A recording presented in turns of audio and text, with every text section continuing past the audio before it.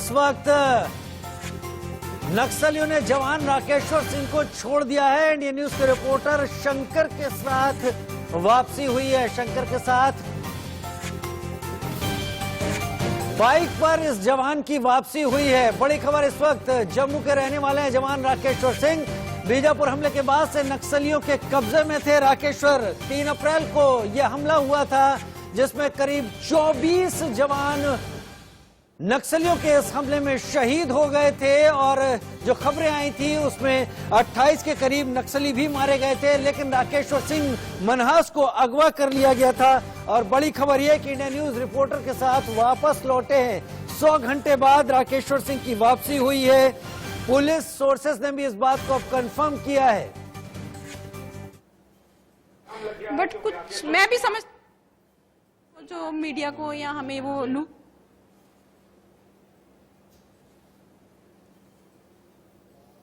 एक मिनट का इंटरव्यू कर लेंगे। जैसे ही हम लोग को ज्ञात हुआ ऑपरेशन में जो मिसिंग था वो जवान माओवादियों के चंगुल में है, तो वैसे ही हम लोग के जो है लगातार प्रयास जारी थे। विशेष करके इस क्षेत्र के जो समाज प्रमुख लोग हैं और साथ ही जो इस संभाग में जो कार्यरत जो है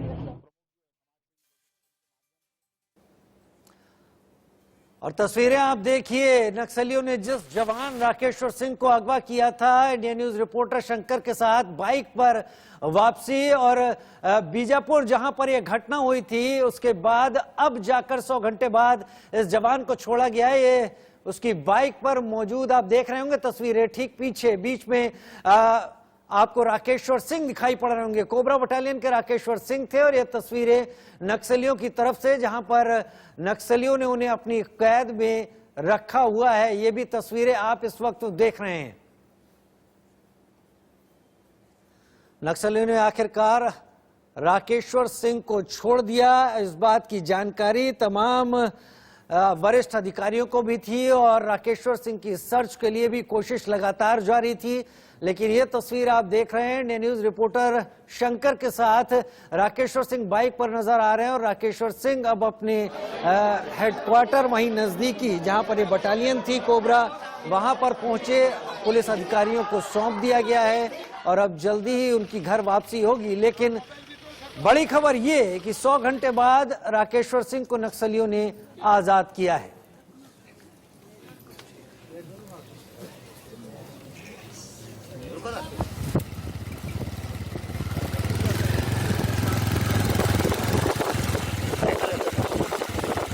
छत्तीसगढ़ का वो इलाका है जिस इलाके में नक्सली अक्सर अपनी पैठ बनाए रहते हैं और अक्सर चोरी छिपे घात लगाकर हमले भी किया करते हैं। और उन्हीं इलाकों, उन्हीं रास्तों, उन्हीं पगडंडियों में से इंडिया न्यूज के रिपोर्टर के साथ राकेश्वर सिंह को नक्सलियों ने छोड़ा, आजाद किया। हालांकि अभी भी तमाम एजेंसीज उस हमले में जिसमें शहादत हुई थी 24 जवानों की, उस पर क्या गलतियां रही, किस चीज के चलते आखिर ये स्थिति उत्पन्न हो गई, उसकी जांच में लगी है। उन नक्सलियों का पता करने में लगी है कि कौन लोग इस पूरे हमले के पीछे शामिल थे।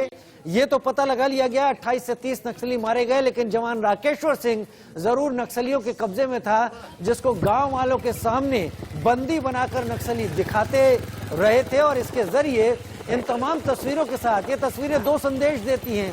एक संदेश ये भी कि नक्सली अपनी बर्बरता और अपनी वहां पर बादशाहत जो उन्होंने उन जंगलों में कायम करने की बात कही हुई है उसे गांव वालों के सामने दिखाते हैं। और इस जवान को बंदी बनाकर दिखाने के पीछे भी नक्सलियों की यही सोच थी। लेकिन अभी आजाद कर दिया गया है राकेश्वर सिंह मनहास को और अब वो अपने तमाम अधिकारियों के पास पहुंच गए हैं। तस्वीरें देखें। बैठ के जा।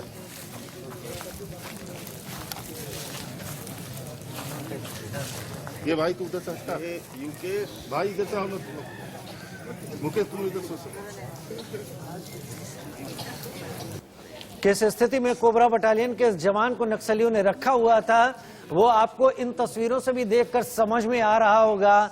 रस्सियों से बांधा हुआ था उसे और आजाद करने की प्रक्रिया ही शायद ये लग रही है जब रस्सियां खोली जा रही थी इस जवान की।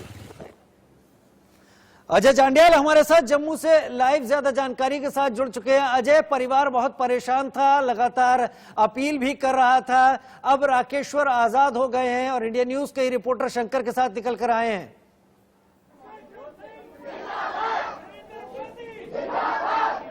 बिल्कुल आपने सही कहा। जिस तरीके से पिछले 4 दिनों से ये लोग परेशान थे, उसके बाद आज की अगर तस्वीर देखें तो अब यहाँ देखकर यहाँ जो इस वक्त जो खुशी है, जो सेलिब्रेशंस हैं, वो लगातार जारी हैं। और आपको बता दूं कि इंडिया न्यूज के रिपोर्टर शंकर, जिनके बाइक पर बैठकर राकेश्वर सिंह आए हैं, उसका भी धन्यवाद कर रहे हैं ये परिवार, क्योंकि पिछले कई दिनों से ये लोग सोए नहीं थे।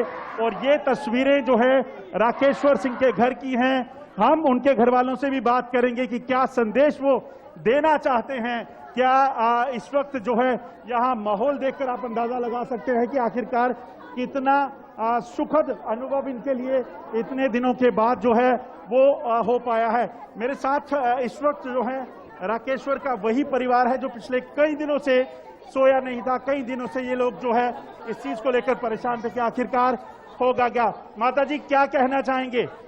मैं यही अब आए, बहुत ज़्यादा शुक्रिया मीडिया वालों का और सरकार का और मोदी सरकार का और अमित शाह, सभी का बहुत ज़्यादा शुक्रिया। और हमारे CRP कमांडो का भी, उनका बहुत ज़्यादा शुक्रिया जिन्होंने मेरा बेटा वापस लाया। कितने दिनों से सोए नहीं थे आप? 6 दिन से बहुत मुश्किल से निकाले मैंने। अभी आज दिन खुशी का आ गया हमारे पर। आप क्या कहना चाहेंगे? आज भाई को देख लिया वापस? हाँ जी सर, बहुत खुश हैं, बहुत ज्यादा खुश हैं। फाइनली जिस चीज का वेट था, जो चीज कान को सुनने को तरस रहे थे, वो हमें मिल चुकी है। ये न्यूज हमें मिल चुकी है, इधर हम बहुत खुश हैं। अब क्या, अब इंतजार किस चीज का है? अब उनके घर लौटने का इंतजार है कि वो घर आए और जो हमने मन्नतें मांगी हैं, हम वो उनको लेके वो मन्नतें पूरी करने जाएं। तो बता दूं कि इंडिया न्यूज के जो रिपोर्टर हैं शंकर, उनकी बाइक पर जो है राकेश्वर वापिस आए थे। मेरे साथ ये बच्ची है। बेटा, ये राकेश्वर सिंह की जो बेटी है, उनसे बात करता हूँ। बेटा, क्या कहना चाहोगे? पापा को देखा टीवी पे? यस।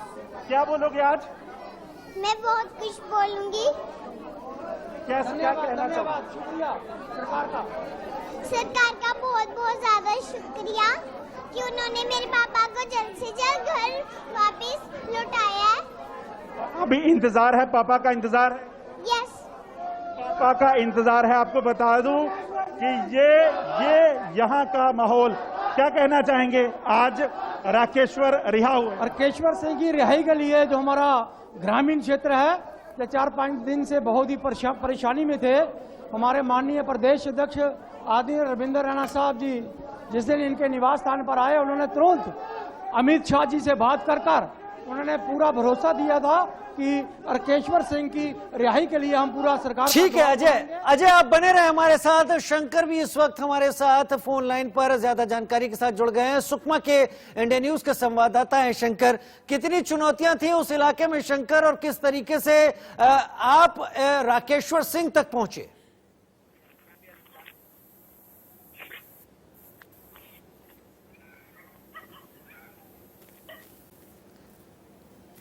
शंकर, क्या आपको हमारी आवाज आ रही है?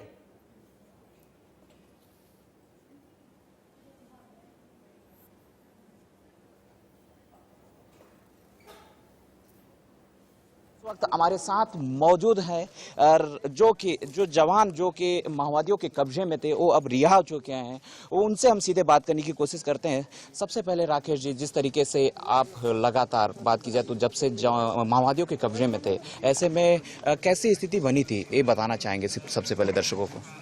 स्थिति आपको सबको पता ही है। उस दिन 3 अप्रैल में हमारे पे फायरिंग हुआ था। उस फायरिंग के दौरान मैं थोड़ा बेहोश हुआ था। अगले दिन जब मैं मतलब कि वहाँ से थोड़ा होश आया तो मैं निकला। उसके बाद फिर अगले दिन मेरे को PLG की टीम ने मेरे को बंदी बनाया।